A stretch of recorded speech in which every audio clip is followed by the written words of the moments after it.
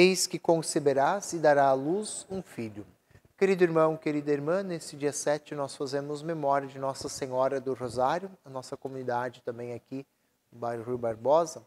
E assim também pedimos a intercessão da Virgem Maria, Mãe do Rosário, para que nos ajude cada vez mais também a atravessarmos também as instabilidades da nossa vida, do mar da nossa vida.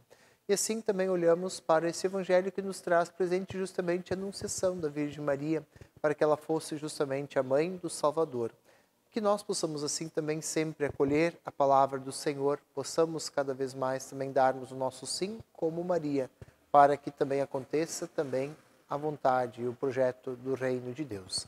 Tenhamos todos um bom dia, que Deus nos abençoe. Em nome do Pai, do Filho e do Espírito Santo. Amém.